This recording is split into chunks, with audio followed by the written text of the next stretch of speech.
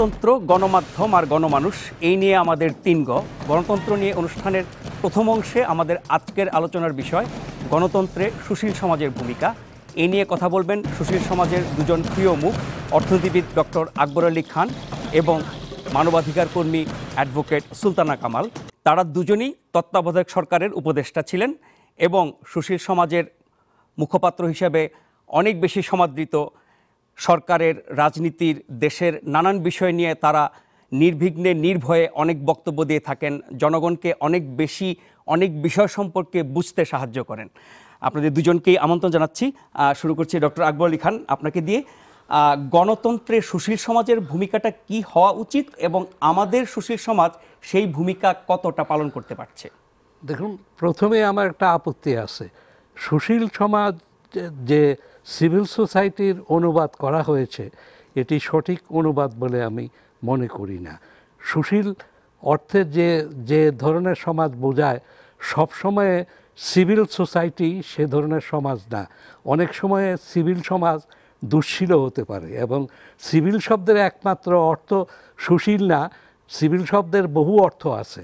নাগরিক সমাজ সুশীল সমাজ থেকে ভালো হবে। তবু এটাতে আমি আরও বিস্তারিতভাবে বলা যেত, কিন্তু সেটা না বলে আমি সুশীল সমাজের যে ভূমিকা সেটা সম্পর্কে বলতে চাই। সুশীল সমাজ হলো মূলত পরিবারের ঊর্ধ্বে এবং রাষ্ট্রের চেয়ে নিচে দেশে যত ধরনের প্রতিষ্ঠান আছে সব প্রতিষ্ঠানই এর মধ্যে অন্তর্ভুক্ত। শুধু রাজনৈতিক প্রতিষ্ঠানগুলির ভূমিকা সম্বন্ধে এখানে তর্ক বিতর্ক আছে এবং এরা বিভিন্ন স্বার্থগোষ্ঠীও সিভিল সমাজের মধ্যে অন্তর্ভুক্ত। যেমন ধরুন সাংবাদিক, আইনজীবী, পেশাজীবী, সরকারি কর্মকর্তা কর্মচারী, এ ধরনের বিভিন্ন ধরনের পেশার যে ঐক্য, সেটাও সিভিল সমাজের মাধ্যমে হয়ে থাকে। তবে সিভিল সমাজের যে গুরুত্ব, সেখানে আমি দুটো জিনিসের উপরে আরও গুরুত্ব আরোপ করতে চাই। একটি হলো যে বর্তমান বিশ্বে যে ধরনের রাষ্ট্র কাঠামো আছে, সেই রাষ্ট্র কাঠামোতে রাষ্ট্র ক্রমশ শক্তিশালী হয়ে উঠছে এবং রাষ্ট্রের যে ঔদ্ধত্য এবং এই ক্ষমতা, তার বিরুদ্ধে কোনো প্রতিষেধক নাই। সিভিল সমাজ এই ধরনের যখন রাষ্ট্রের অতি ক্ষমতা প্রয়োগ করা হয়, তার বিরুদ্ধে আন্দোলন গড়ে তোলা, বক্তব্য গড়ে তোলে এবং সেটা সামগ্রিকভাবেও হতে পারে, আবার বিশেষ বিশেষ ক্ষেত্রেও হতে পারে। সুতরাং এটা হলো সিভিল সমাজের একটা বড় দায়িত্ব, যে রাষ্ট্র যেন সব কিছু গ্রাস না করে ফেলে এবং রাষ্ট্রের বিরুদ্ধে যেন একটি শক্তি থাকে।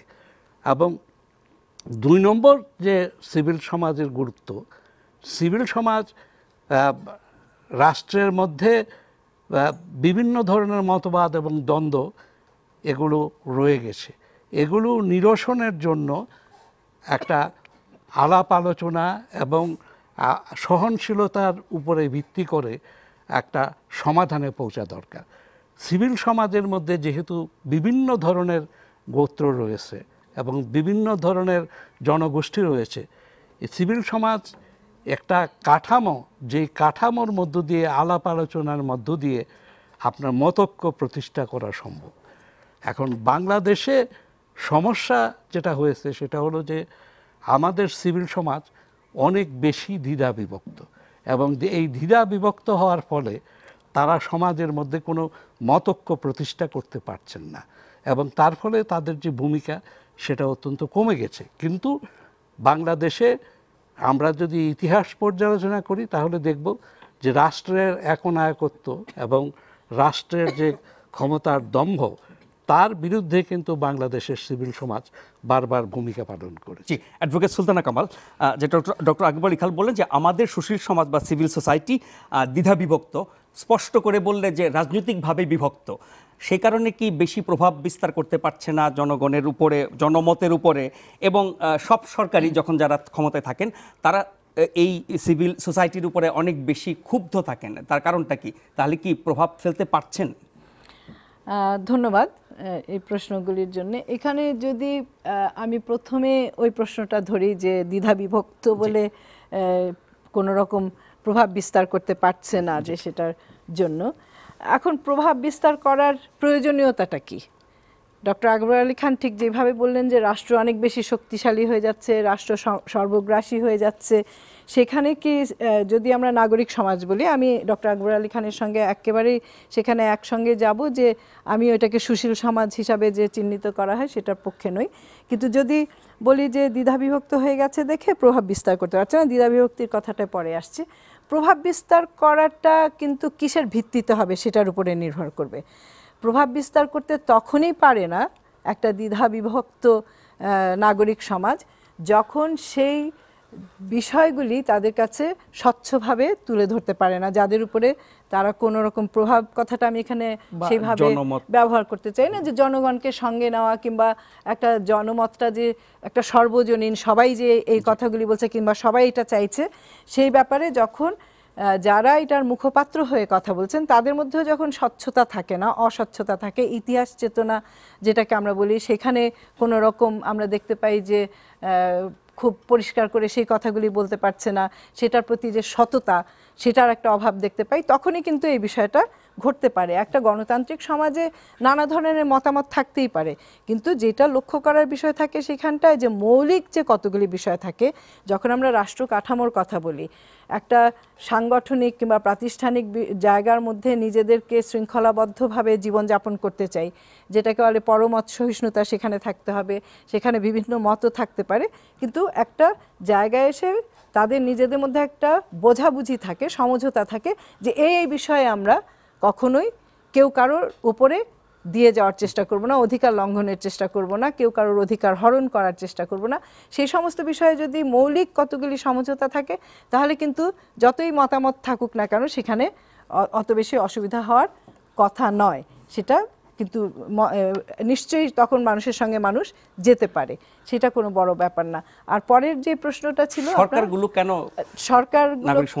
সেখানে একটা আপনার প্রশ্নটা একটু অন্যরকম ছিল যে তার মানে তাহলে কি প্রভাব পড়ছে কিনা, সেই জায়গায় আমি বলবো যে যদি কিছু কিছু ক্ষেত্রে সমাজের অন্যান্য গোষ্ঠী যারা আছে তাদের সঙ্গে প্রভাব বিস্তার করা কিংবা তাদেরকে একসঙ্গে নিয়ে চলা, সহমত স্থাপনে অসুবিধা থাকলেও থাকতে পারে, কিন্তু সরকার সেই সমস্ত কথাগুলি সহ্য করতে পারছে না যেখানে সরকার আমাদের মতে দেখতে পাচ্ছে যে আসলে সত্যতার কিছু আভাস সেখানটায় রয়েছে, যেখানটায় তারা নিজেদেরকে দুর্বল বোধ করছে, যেখানে তারা কোনো রকম সদুত্তর দিতে পারছে না, সেখানেই তারা তখন ক্ষুব্ধ হচ্ছে কিংবা অন্যভাবে সেটার উত্তর দেওয়ার চেষ্টা করছে।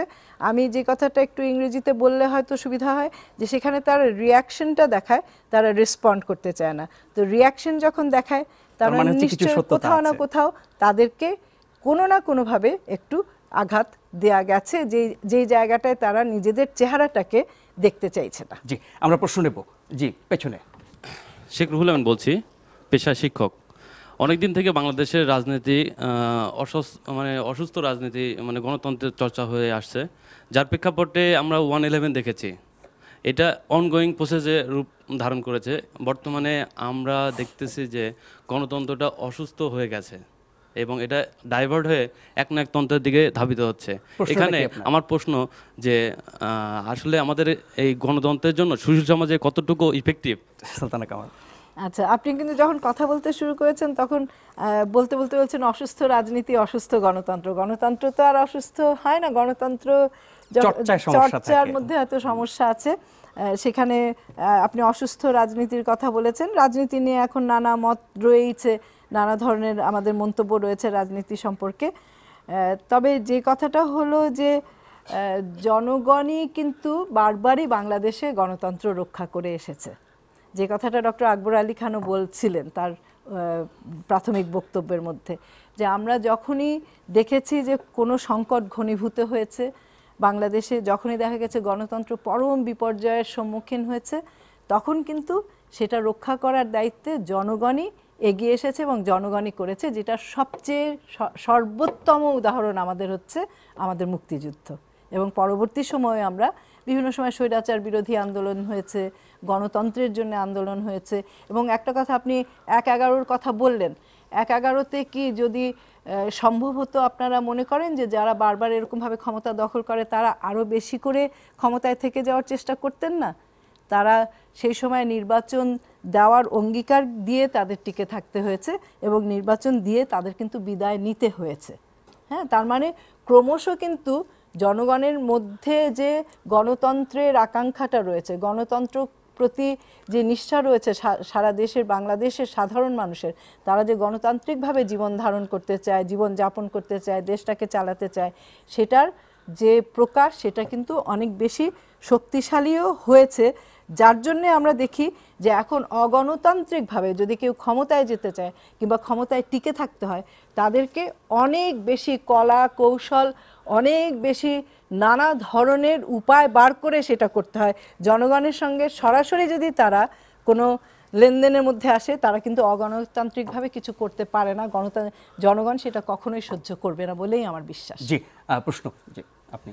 আমার প্রশ্ন হচ্ছে, সুশীল সমাজে আমার মনে হচ্ছে যে আমাদের যে দুটি দলের প্রতি আস্থাশীল এবং তারা দুটি দলে বিভক্ত, এবং এমন কিছু আমরা দেখি যে তারা অন্ধের মতো তা একটি বা তার যে পক্ষের দল তার পক্ষ নিয়ে কথা বলে, নিরপেক্ষ হয়ে যে জনগণের পক্ষ নিয়ে কথা বলবে সেটাই আমরা কামনা করি, কিন্তু সেটা কি হচ্ছে বলে আপনার মনে হয়? সবাই নিশ্চয়ই তা করে না ডক্টর আকবর আলী খান। না, সবাই নিশ্চয়ই তা করেন না। জি, তা এটার মধ্যে যেটা আপনারা বললেন সেটাই ঠিক। আপনার অনেক সিভিল সমাজ সংগঠনকে কুক্ষিগত করেছে এমন ব্যক্তিবর্গ যারা দলীয় নির্দেশে চলাফেরা করে। আবার অনেক ক্ষেত্রে সেটা ঘটছে না, কিন্তু প্রকৃত পক্ষে নিরপেক্ষ সিভিল সমাজ সংগঠনের পরিমাণ বাংলাদেশে অত্যন্ত সীমিত। কারণ যেগুলো পেশাদারি সংগঠন আছে এগুলো বেশিরভাগই দলীয়ভাবে বিভক্ত হয়ে গেছে, এবং এই বিভক্তির ফলে যেখানে সত্যিকারের পেশাদারদের দাবি রয়েছে সেই দাবিগুলিও আদায় করা সম্ভব হচ্ছে না, আন্দোলন করা সম্ভব হচ্ছে না। এটা কিন্তু আমাদের এখানে এরকম ছিল না। পাকিস্তান আমলে পেশাদারি সংগঠনগুলো রাজনীতি সত্ত্বেও তাদের মধ্যে কতগুলি ব্যাপারে একমত ছিল, কিন্তু আজকে বেশিরভাগ শিক্ষক সংগঠনই হয়, আর ডাক্তারদের সংগঠনই হয়, আর ইঞ্জিনিয়ারদের সংগঠনই হয়, আপনার সরকারি কর্মকর্তাদের সংগঠন হয়, সব বিভক্ত হয়ে গেছে। তো এই বিভক্তির জন্য অবশ্যই সিভিল সমাজের যে ভূমিকা সেটা বাংলাদেশে সীমিত হয়ে গেছে। তবে আমি মনে করি না যে সিভিল সমাজ একা বাংলাদেশে কোনো রাজনৈতিক পরিবর্তন আনতে পারবে, কারণ রাজনৈতিক সংগঠনগুলির যে সদস্য সংখ্যা, সেই সদস্য সংখ্যা সিভিল সমাজের সদস্য সংখ্যার চেয়ে অনেক অনেক বেশি। সুতরাং এই অল্প সংখ্যক লোকের পক্ষে রাজনৈতিক দলগুলোকে হারিয়ে দেওয়া সম্ভব না। এটা সিভিল সমাজ রাজনীতিতে উল্লেখযোগ্য ভূমিকা পালন করেছে আপনার পূর্ব ইউরোপে, সোভিয়েত রাশিয়াতে এবং ল্যাটিন আমেরিকাতে, এবং তার কারণ ছিল রাশিয়াতে রাজনৈতিক দল নিষিদ্ধ থাকার ফলে সিভিল সমাজ সংগঠনগুলোর রাজনৈতিক ভূমিকা অনেক প্রকট ছিল, এবং ল্যাটিন আমেরিকান দেশগুলিতেও সামরিক শাসনের ফলে বিভিন্ন সময়ে রাজনৈতিক সংগঠনগুলির বাধা নিষেধের জন্য সেখানে সিভিল সমাজ সংগঠন শক্তিশালী ছিল। কিন্তু আমাদের দেশে যদিও এখানে সামরিক শাসন হয়েছে, এখানে রাজনৈতিক সংগঠনগুলো এত বড় যে সিভিল সমাজের একার পক্ষে রাজনৈতিক পরিবর্তন আনা সম্ভব হবে না। তারা আলো জ্বালতে পারে, কিন্তু সেই আলোর পথে যদি সবাইকে না আনতে পারে তাহলে পরে সেটা সম্ভব না, এবং সেটা শুধু সিভিল সমাজ না, সেখানে রাজনীতিবিদদেরও অংশগ্রহণ করতে হবে। জি, সুশীল সমাজ বা নাগরিক সমাজ বা সিভিল সোসাইটি তাদের ভূমিকা কি হওয়া উচিত বা কি ভূমিকা রাখছে এই নিয়ে আমরা কথা বলেছিলাম রাষ্ট্রবিজ্ঞানী এবং ঢাকা বিশ্ববিদ্যালয়ের সাবেক উপাচার্য অধ্যাপক ডক্টর এমাজউদ্দিন আহমেদের সাথে। চলুন আমরা তার বক্তব্যটি শুনে নিই। আমরা গণতান্ত্রিক ব্যবস্থাকে যদি সংরক্ষণ করতে চাই তাহলে বাংলাদেশে ওই গণতন্ত্রের অনুষঙ্গ বলতে যেগুলোকে বোঝায়, বিশেষ করে সংবাদপত্রের স্বাধীনতা অপরিহার্য। আর সংবাদপত্রের স্বাধীনতা এটা আরও শক্তিশালী হয় যদি দেশে সুশীল সমাজ, সিভিল সোসাইটি তার কাছাকাছি থাকে, তার পাশে থাকে। ক্ষমতাসীন দল তাদের একটা লক্ষ্যই হলো যে সুশীল সমাজ ওই সংবাদপত্রের স্বাধীনতার কাছাকাছি যেন না আসে, যেন বিচ্ছিন্ন হয়ে থাকে। এই বিচ্ছিন্নতাকে কিছুতেই মানে কাটাতে পারছে না। তো সুতরাং আমার বক্তব্য হলো সোজাসুজি যে বাংলাদেশে যদি আমাদের মানে জাতীয় অস্তিত্বকে সংরক্ষণ করতে হয়, গণতান্ত্রিক ব্যবস্থার মাধ্যমে জাতীয় কল্যাণ সাধন করতে হবে, ছোট্ট একটা জায়গায় প্রায় 16 কোটি মানুষের জীবন, উন্নত জীবন মানে গঠন করতে হবে, এবং এই জন্য গণতান্ত্রিক ব্যবস্থা অপরিহার্য। এই অপরিহার্য ব্যবস্থাকে বাঁচিয়ে রাখতে হলে ওই সংবাদপত্রের স্বাধীনতার সাথে সাথে সুশীল সমাজের মুক্ত চিন্তার অধিকারী ব্যক্তিবর্গের কথাবার্তাকে গ্রহণ করতে হবে। আর এই দুটোকে যদি বিচ্ছিন্ন করে রাখা হয় তাহলে এই দেশটা আর এগোবে না, স্থবির হয়ে এখানে পড়ে থাকবে আর কি। বর্তমান সরকারের কতগুলো প্রক্রিয়া আছে, যেমন মামলা আছে, হামলা আছে, বিভিন্নভাবে মানে বেইজ্জত করার প্রক্রিয়া আছে। এখন এই ব্যাপারে অনেকে ভীত, অনেকে সন্ত্রস্ত। এই দেশটা এমন একটা পর্যায়ে গেছে যে না কথা বলতে পারছি, না সঠিকভাবে সুন্দর লেখা লিখতে পারছি নিজের মন মতো, মানে প্রতিনিয়ত মনে হচ্ছে যে প্রতিবন্ধকতা চারদিকে আমাকে ঘিরে রেখেছে আর কি, ধরে রেখেছে আর কি। তো দিস ইজ অ্যাবসলিউটলি রং।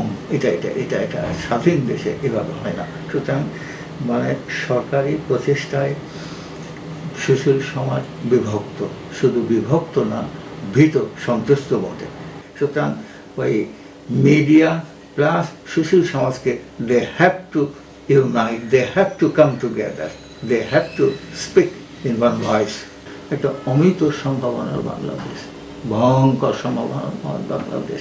এই সম্ভাবনাময় বাংলাদেশ অর্থনৈতিক দিক থেকে এটাকে যদি মানে বাস্তবায়িত করতে হয় তাহলেও we have to have positive politics, right kind of politics.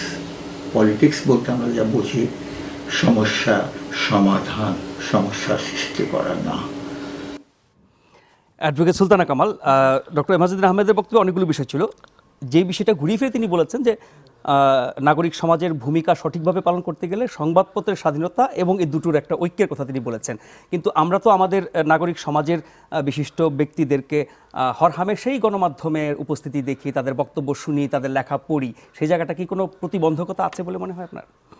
প্রতিবন্ধকতা তো কিছুটা রয়েইছে, একদম যে নাই তা তো না, কিন্তু প্রতিবন্ধকতাটা বোধহয় অনেকটা আমাদের নিজেদের মধ্যেও রয়েছে।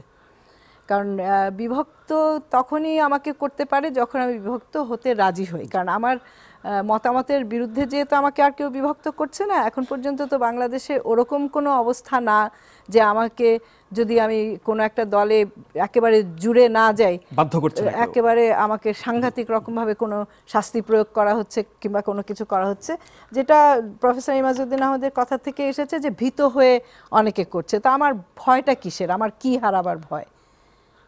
আমার যদি সরকারি কোনো সন্তুষ্টি অর্জনের চিন্তা না থাকে, প্রাপ্তির চিন্তা না থাকে, তাহলে আমার হারাবার ভয়টা কোথায়? তো আমরা যদি নিজেরাই সবসময় কোনো একটা কিছু প্রাপ্তির আশা এবং সেটা হারাবার ভয়ে ভীত হতে থাকি, আমাদেরকে বিভক্ত করা তো অনেক সহজই হবে। সেখানে তো আর খুব বেশি কঠিন কিছু করতে হবে না।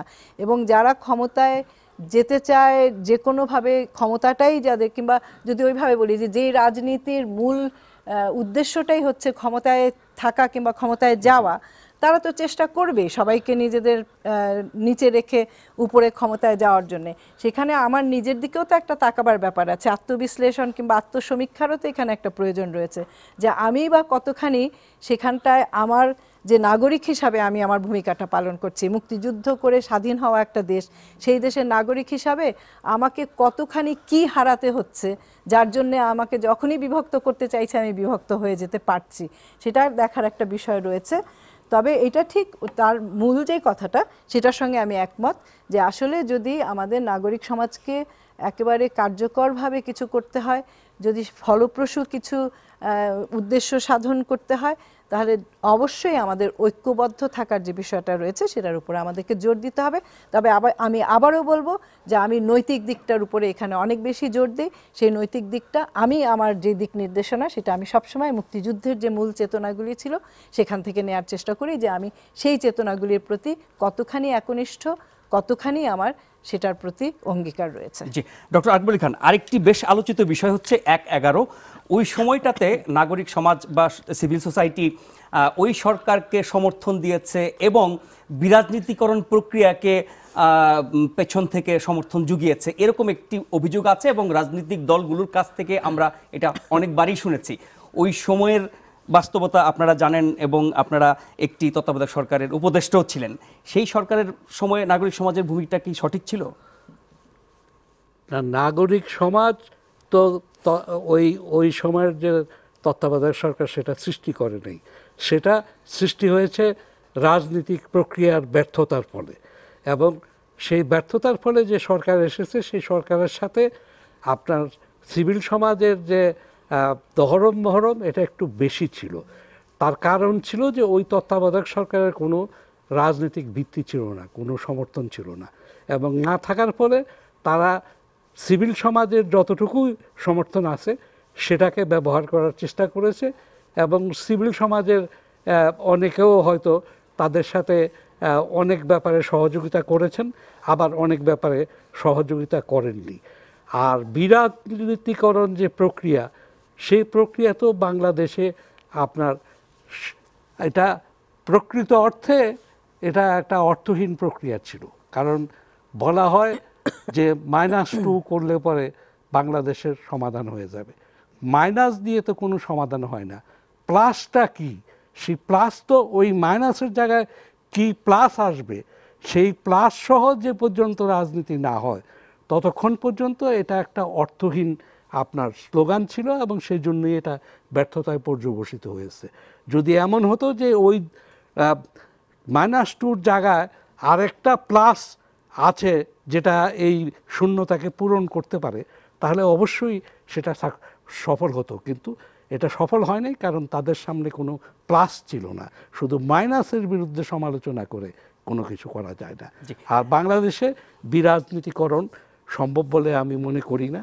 মুক্তিযুদ্ধের চেতনায় উদ্বুদ্ধ এই জাতি সবসময়ই রাজনীতিতে আপনার অংশ নেবে এবং তাদেরকে রাজনীতি থেকে বিচ্ছিন্ন করা যাবে না। একটা কথা আকবর আলী ভাই তো খুব সুন্দর করে ব্যাখ্যা করেছেন।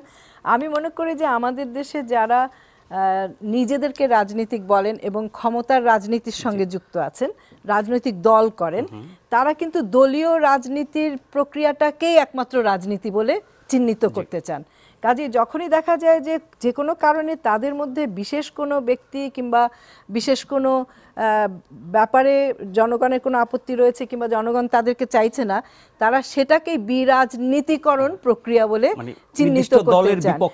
কিন্তু যদি কোনো রাজনৈতিক কিংবা রাজনীতিকের সম্পর্কেও আমাদের কোনো সিদ্ধান্ত নিতে হয়, সেটা তো আমরা রাজনৈতিকভাবেই নেব, তো সেটা তো বিরাজনীতিকরণের কোনো ব্যাপার না।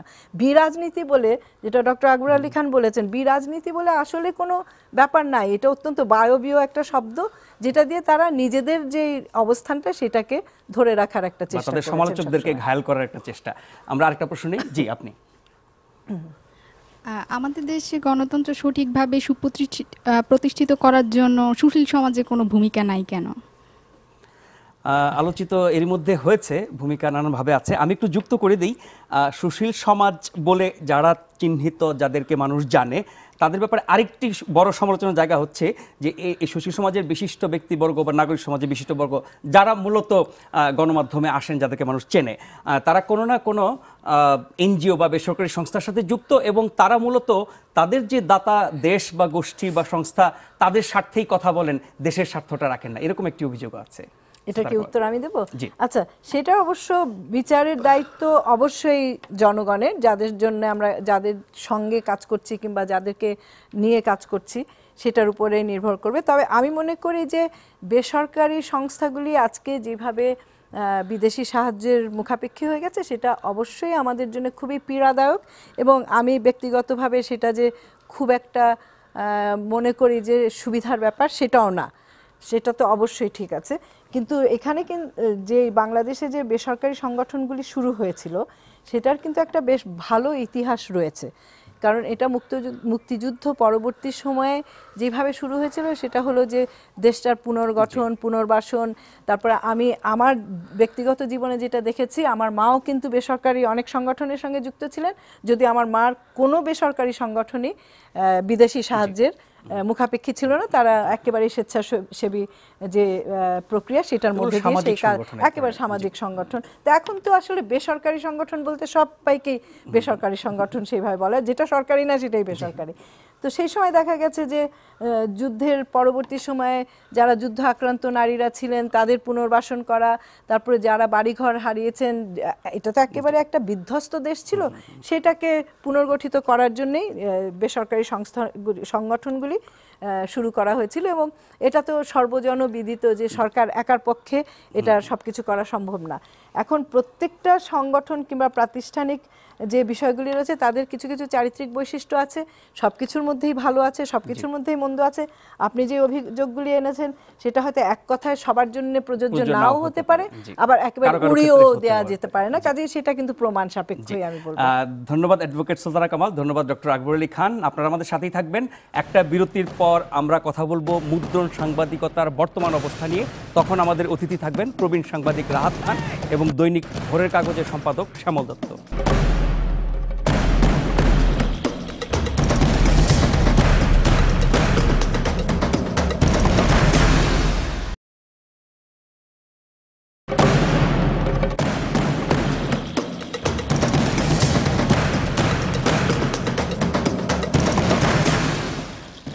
শুরু করছি সংবাদ মাধ্যম নিয়ে অনুষ্ঠানের দ্বিতীয় অংশ। এ পর্যায়ে আমাদের আলোচনার বিষয় মুদ্রণ সাংবাদিকতা এখন। এ নিয়ে কথা বলবেন বিশিষ্ট সাংবাদিক রাহাত খান এবং দৈনিক ভোরের কাগজের সম্পাদক শ্যামল দত্ত। আর শুরু থেকে আমাদের সাথে আছেন বিভিন্ন শ্রেণী পেশার মানুষ। জনাব রাহাত খান, অনেক বছর ধরে আপনি সাংবাদিকতায় আছেন, আপনার সাংবাদিকতা জীবনের পুরোটাই মুদ্রণ সাংবাদিকতার সাথে সংশ্লিষ্ট। তার সবচেয়ে বড় অংশটি হচ্ছে দেশের অনেক পুরনো, একসময় অনেক জনপ্রিয় পত্রিকা দৈনিক ইত্তেফাকের সাথে।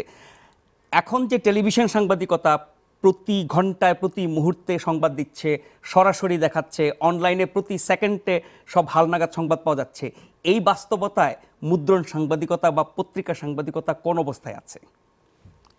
না, ব্যাপারটা হচ্ছে যে টেলিভিশন একটা খবরের শিরোনাম দিচ্ছে, কিন্তু খবরের ভেতরটা এরা তো এই মানে এমনিতে যে ওদের যে সংবাদ প্রবাহ যেটা আছে সেখানে দু এক লাইনের বেশি তুলে ধরতে পারে না, যেটা মুদ্রণ সাংবাদিকতার মাধ্যমে সম্ভব।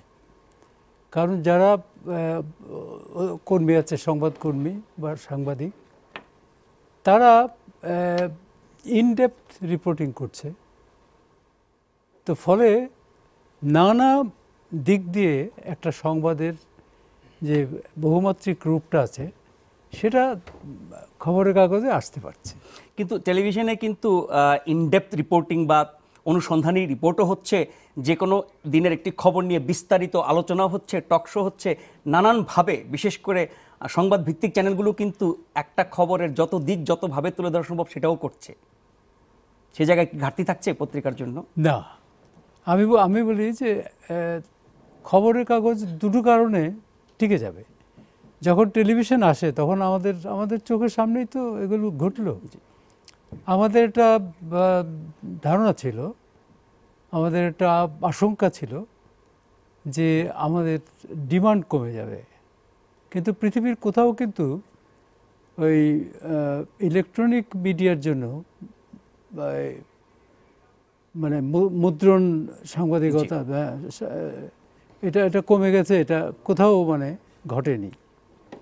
এর প্রধান কারণ হলো, একটা হলো মানুষের অভ্যাস। মানুষ এই এক পেলা চা খবরের কাগজটার সামনে নিয়ে চা খেতে খেতে পত্রিকা পড়ছে, এটা একটা পুরনো অভ্যাস, মানে বহু যুগের অভ্যাস, এক নম্বর। দু নম্বর হচ্ছে, আমরা তো সবাই টেলিভিশনও দেখি, খবরের কাগজও পড়ি, কিন্তু খবরের কাগজে একটা খবরকে যেভাবে তুলে ধরা সম্ভব, টেলিভিশনে সেটা অবশ্যই সম্ভব, কিন্তু খবরের কাগজে নানাভাবে তুলে ধরা যায়, নানাভাবে তুলে ধরা যায়, টেলিভিশনে এটা সম্ভব না। যেমন আমরা একটা ছবি করতে গেলে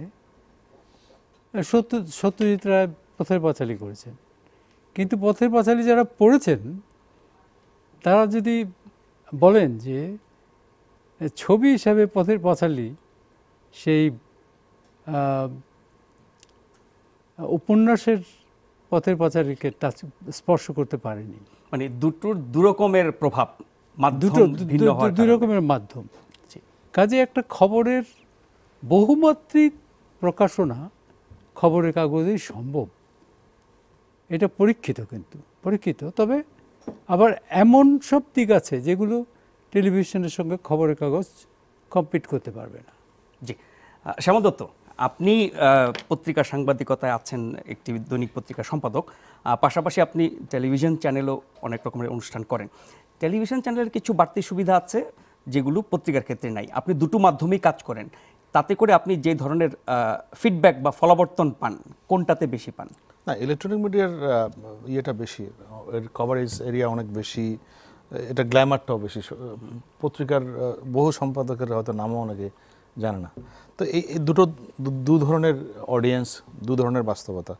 তবে একটা জিনিস রাহাত ভাই যে জায়গায় একটু বললেন যে প্রিন্ট মিডিয়া একটা বড় ঝুঁকির মধ্যে পড়েছে, এটি বাস্তবতা। এটা বাংলাদেশের ক্ষেত্রেও শুধু না, এটা সারা পৃথিবীতেই অনেকগুলো কাগজ বন্ধ হয়ে গেছে, পৃথিবীতে অনেকগুলো কাগজ ছোট হয়ে এসছে।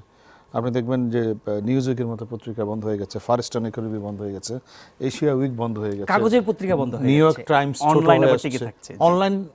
ওই আমি মুদ্রণ শিল্পের কথা বলছি, যেহেতু আপনি যেহেতু মুদ্রণ শিল্পটাকে আলোচনায় এনেছেন। মুদ্রণ শিল্পের মধ্যে দেখা যাচ্ছে যে ইভেন পৃথিবীর সবচেয়ে সার্কুলেটেড কাগজ যদি বলি, সেটি হচ্ছে জাপানের আসাহি শিম্বুন, বা তাদেরও সার্কুলেশন 2.5 কোটি থেকে কমে এখন 1.5 কোটির মধ্যে নেমে আসছে। কিন্তু একটা নতুন বাস্তবতা হচ্ছে এই সাবকন্টিনেন্টে, ভারতে এবং বাংলাদেশে কিন্তু কাগজের সার্কুলেশন এখনও বাড়ছে। এটা একটা অদ্ভুত কারণ, সেটা হচ্ছে এই অঞ্চলের মানুষের একটা রিডিং হ্যাবিটটা বেশি। আপনি সবচেয়ে বেশি সার্কুলেটেড ব্রডশিট ইংরেজি দৈনিকের মধ্যে এখন হচ্ছে টাইমস অফ ইন্ডিয়া, যার সার্কুলেশন প্রায় 90 লক্ষের কাছাকাছি। বাংলাদেশের বাস্তবতাটা হচ্ছে একটু অন্যরকম, সেটি হচ্ছে বাংলাদেশে এখনও পর্যন্ত সবগুলো কাগজ মিলে 20 লক্ষের বেশি সার্কুলেশন না, এটা 16 কোটি লোকের দেশ। সেখানে 20 lakh circulation is a poor circulation. আবার অনেক শহর আছে আমেরিকার, ধরেন লিঙ্কন সিটি নামে একটি শহর আছে নেব্রাস্কার, যেখানে মাত্র 80,000 লোক, কিন্তু পত্রিকার সার্কুলেশন 60,000। এখানে বেশি না হওয়ার কারণ কি নিরক্ষরতা? না, নিরক্ষরতা না, আমাদের রিডিং হ্যাবিটের মধ্যে কম আছে। আমি আমার বিল্ডিংয়ে জরিপ চালিয়ে দেখেছি, আমার বিল্ডিংয়ে 60টা ফ্ল্যাট আছে, 60টা ফ্ল্যাটের মধ্যে দেখি মাত্র 26টা ফ্ল্যাটে পত্রিকা রাখে, বাকিরা রাখেই না। তারা মনেই করে না যে পত্রিকাটা পড়া দরকার। একটা সময় একটা সিম্বল ছিল যে বাসায় একটি ইংরেজি কাগজ থাকবে, একটি বাংলা দৈনিক থাকবে, এটা একটা দৈনন্দিন বিষয় ছিল। কিন্তু এখন মানুষ মনে করে না যে পত্রিকা পড়াটা খুব জরুরি, এবং টেলিভিশন আছে, অন্যান্য মিডিয়া আছে, ফলে এই ক্ষেত্রে রিডিং হ্যাবিটটা সে অর্থে এক্সপান্ড করেনি বাংলাদেশে। এখনকার যদি বাড়ে নাই, কমছে, কি কমছে, অনেকটা কমছে। সেক্ষেত্রে তো মুদ্রণ শিল্প মানে মুদ্রিত পত্রিকা ভবিষ্যৎ কি তাহলে? এখানে নতুন যে বাস্তবতাটি হয়েছে, বাংলাদেশে একটা নতুন টার্ম চালু হয়েছে, এটা হচ্ছে চিপ নিউজ পেপার। 2 টাকা, 3 টাকা, 5 টাকার মধ্যে নিউজ পেপার, যেটি এটার সার্কুলেশন বাড়ছে, কিন্তু আপনি দামি কাগজের সার্কুলেশন আবার কমছে। আপনি 10 টাকা, 12 টাকা যে সমস্ত কাগজ, সেগুলো কমছে। আপনি দেখবেন সম্প্রতি কিছু কাগজ ব্যাপক জনপ্রিয়তা পেয়েছে শুধুমাত্র প্রাইস এবং নতুন অডিয়েন্সের কাছে যাওয়ার কারণে, এবং ফলে কন্টেন্টও একটু অন্যরকম। আমি নাম বলতে চাই না সেই পত্রিকাগুলোর, but they are popular because of their content, এবং তাদের আপনার প্রাইস একটা বড় ফ্যাক্টর।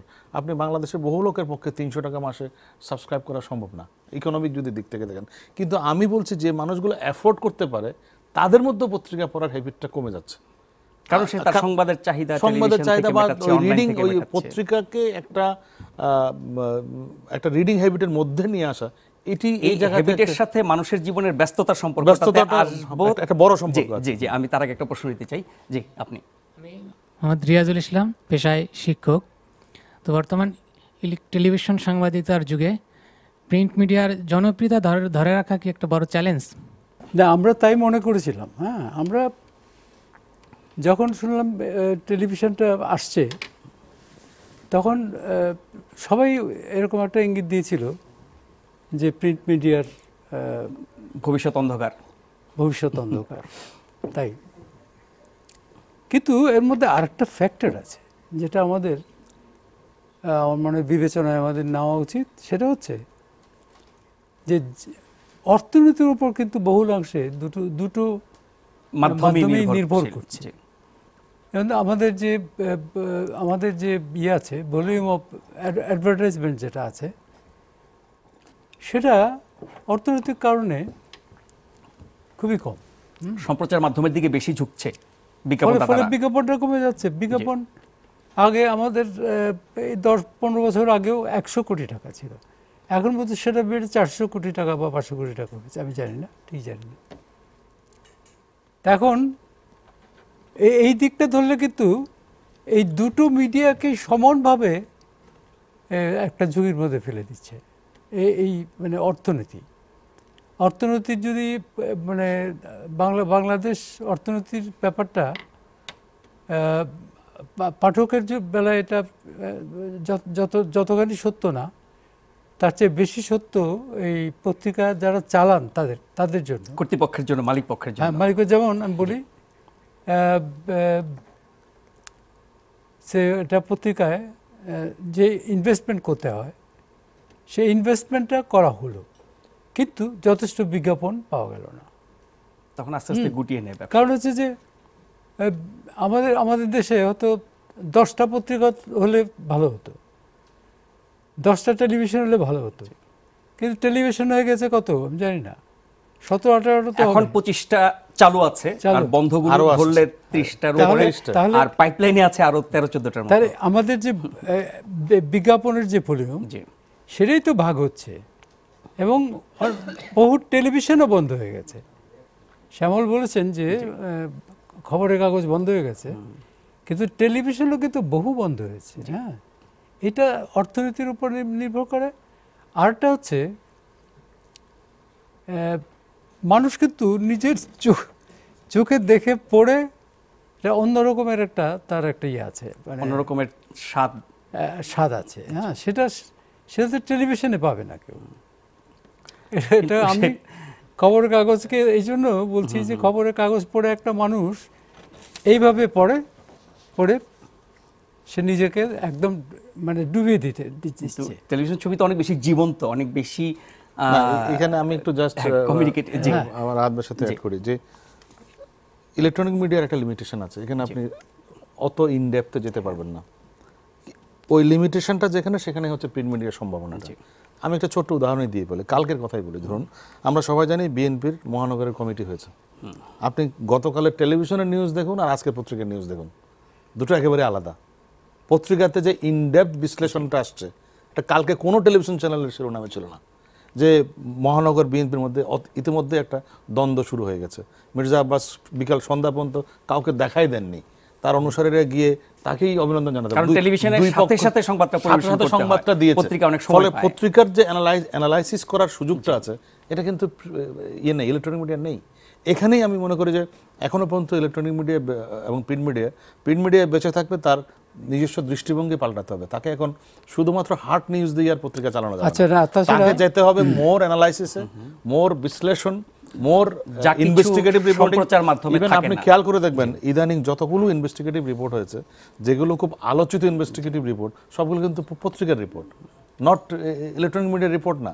আপনি যে কটা চোখের সামনে আমাদের যে কারাপশনের যে কেসগুলো, যেগুলো আমরা ভেসে উঠেছে, যেগুলো জাতির মধ্যে আলোড়ন তুলেছে, সে সবগুলো কিন্তু আসলে প্রিন্ট মিডিয়ায় ইনভেস্টিগেটিভ করে এগুলো বের করে এনেছে।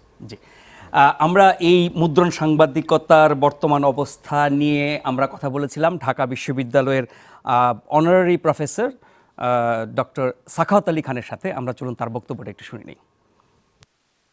মূল কারণটা তো হচ্ছে প্রতিদ্বন্দ্বিতা। তো প্রতিদ্বন্দ্বিতাটা যে আছে, এটাতে কিন্তু কোনো সন্দেহ নেই, সেটা দেশেও আছে, আন্তর্জাতিক ক্ষেত্রেও আছে।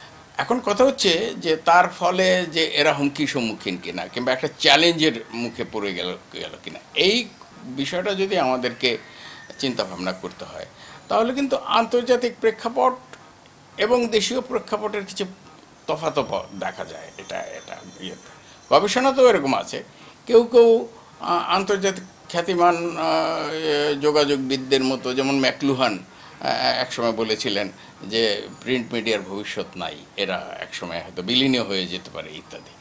আবার এর বিরুদ্ধেও কথা বলেছেন অনেকে যে না, এটা ঠিক নয়, কম্পিটিশন দিয়ে টিকে থাকতে হবে, প্রিন্ট মিডিয়াকেও ইলেকট্রনিকের সঙ্গে কম্পিটিশন করতে হবে, আবার ইলেকট্রনিকেরও প্রিন্ট মিডিয়ার সঙ্গে কম্পিটিশন করতে হবে। যেমন আমাদের দেশে একটা বড় দলের ভিতরে কোন দল হচ্ছে, বড় রাজনৈতিক দলের, এটা কিন্তু আমরা ইলেকট্রনিক মিডিয়াতে দেখি না, এটা এসে পড়তে হয় আমাদেরকে প্রিন্ট মিডিয়া। তারা নিজেরাও ক্ষেত্র ঠিক করে ফেলছে, সেভাবে এগোতে হবে। আরেকটা হচ্ছে যে দুটো তো মিলেমিশে যাচ্ছে, অ্যামালগামেশন হয়ে যাচ্ছে, যে ইলেকট্রনিক মিডিয়া নিজেই প্রিন্টের দিকে যাচ্ছে, মানে তারা করতে পারে। প্রিন্ট মিডিয়া তো অবশ্যই তাদের ইলেকট্রনিক ভার্সন দিচ্ছে, তারা হচ্ছে, এবং সেই কাছাকাছি আমার মনে হয় যে ভবিষ্যৎ আমাদের এগিয়ে যাওয়ার ভবিষ্যৎ। আমার এক শিক্ষক বলতেন যে দেখো, সভ্যতা কখনো পিছিয়ে যায় না, আসলেই যায় না, মাঝে মাঝে মনে হয় হোঁচট খায়, কিন্তু আসল সভ্যতা সবসময় এগুতেই থাকে। আমাদের মিডিয়ার ক্ষেত্রেও একই জিনিস ঘটবে, এটা এগুতেই থাকবে, এটা কোথায় পৌঁছবে সেটা বলার, ভবিষ্যৎবাণী করার সময় এখনো আসেনি বলে আমার ধারণা। এটা ভারী একটা ট্রানজিশনাল পিরিয়ডে আমরা আছি, খুব দ্রুত যাব, এবং এই দ্রুততা যেতে গিয়ে কখনো ছোটখাটো যে দুর্ঘটনা ঘটবে না, এই কথা জোরে দিয়ে বলা যাবে না, তবে এই দুর্ঘটনাটা কাটিয়েই আমাদের শেষ গন্তব্যে পৌঁছে যাবে। জনাব রাহাত খান, আপনি যেমনটা বলছিলেন অনেকটা সেরকমই, তিনিও মুদ্রণ সাংবাদিকতার ভবিষ্যৎ নিয়ে মোটেও নিরাশ নন, আশাবাদী। এরকমটা যখনই যে দেশে সম্প্রচার সাংবাদিকতা এগিয়েছে, এরকম একটা হুমকি মনে হয়েছে, সেটা কাটিয়ে উঠেছে। কিন্তু এখন মানুষের যেই জীবনযাপন, যেই ধরন, দ্রুততার সাথে সব কিছু করা এবং ব্যস্ত জীবন, সেখানটায় দ্রুততম সময়ের মধ্যে টেলিভিশনের সবশেষ খবরটা তারা দেখে নিতে পারছে, অনলাইনে ক্লিক করে সেটা জেনে নিতে পারছে।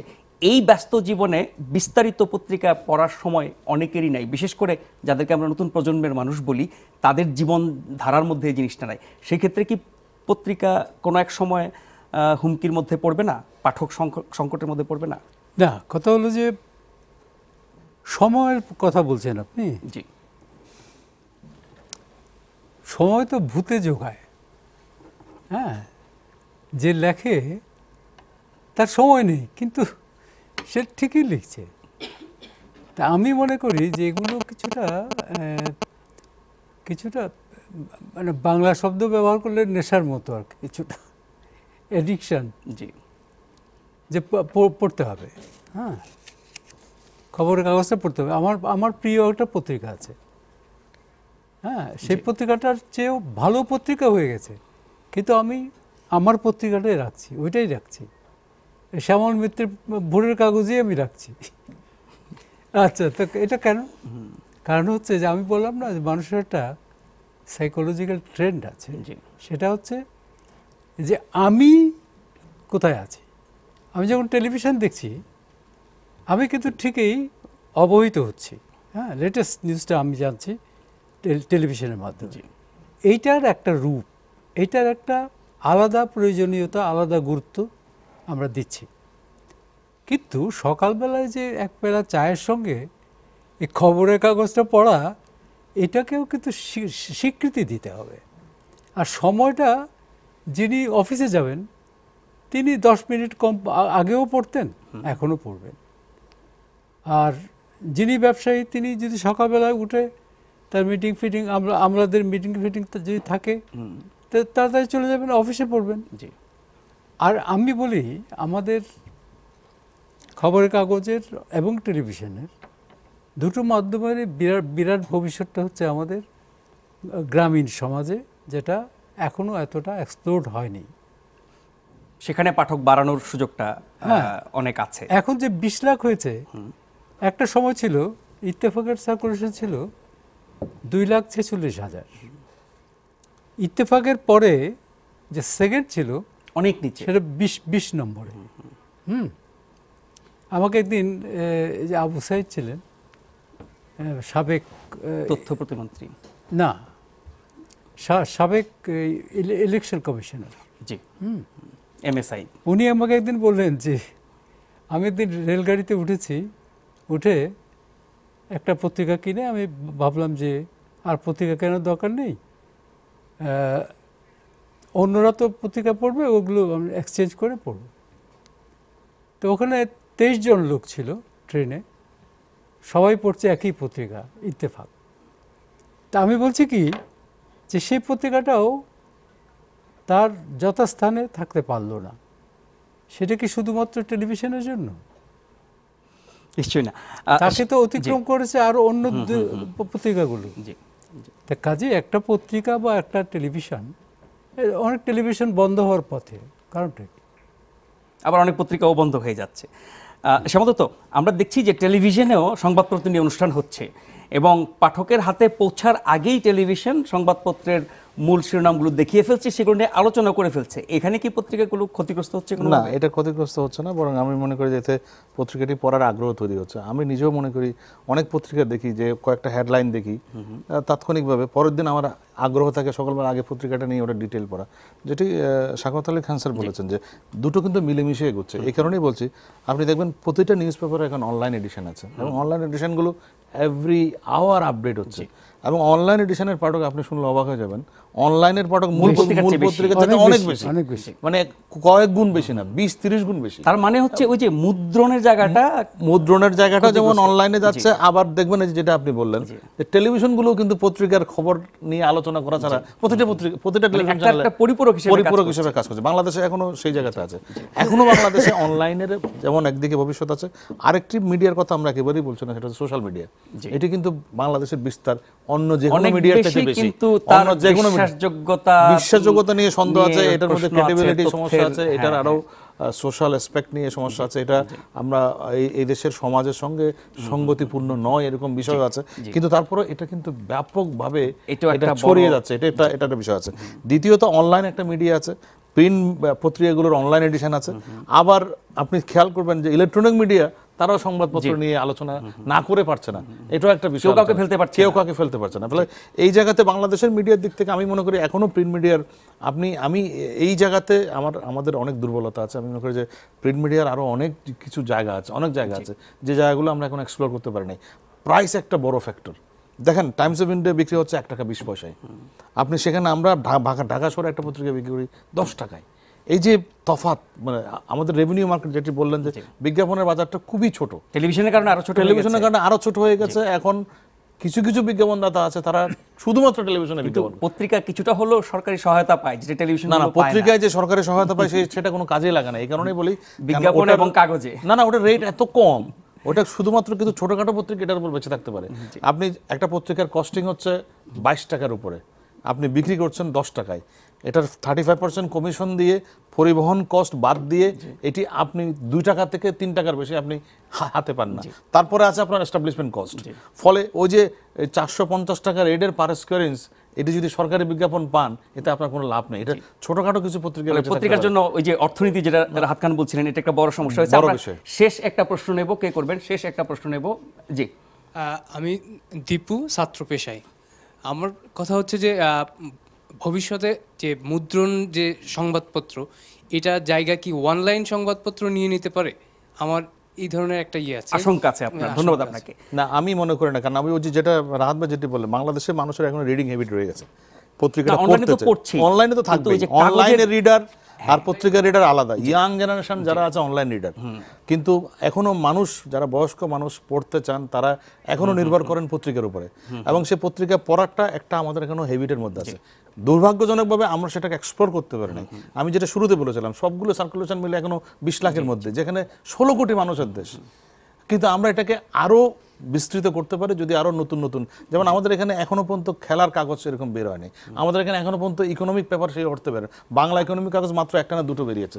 ফলে নানা সেগমেন্টের কাগজ হতে পারে আগামীতে, হয়তো ভবিষ্যতে দেখবেন শুধুমাত্র খেলা নিয়ে একটা কাগজ আছে, শুধুমাত্র অর্থনীতি নিয়ে বিশেষায়িত পত্রিকা হতে পারে।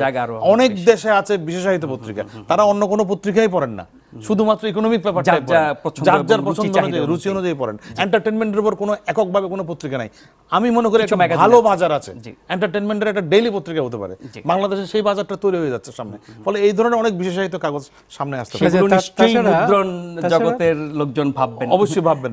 আমি একটা জিনিস যোগ করি, যে খবরের কাগজকেও কিন্তু আপ টু ডেট থাকতে হচ্ছে।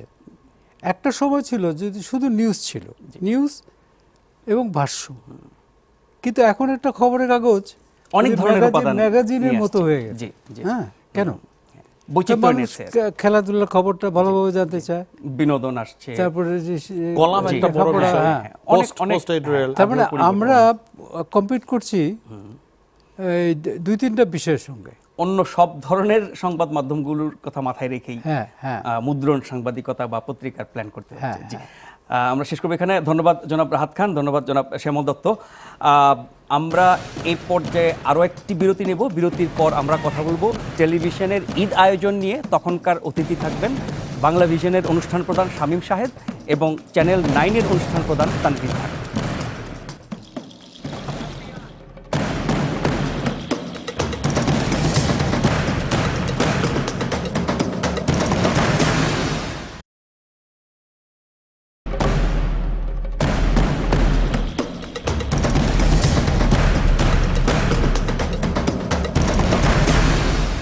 শুরু করছি অনুষ্ঠানের শেষ অংশ।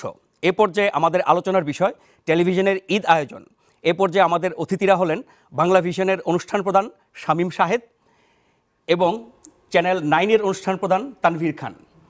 এছাড়াও শুরু থেকে আমাদের সাথে আছেন বিভিন্ন শ্রেণী পেশার প্রতিনিধি, যারা আমার সাথে অতিথিদেরকে প্রশ্ন করছেন। শুরু করব জনাব শামীম শাহেদ আপনার কাছ থেকে।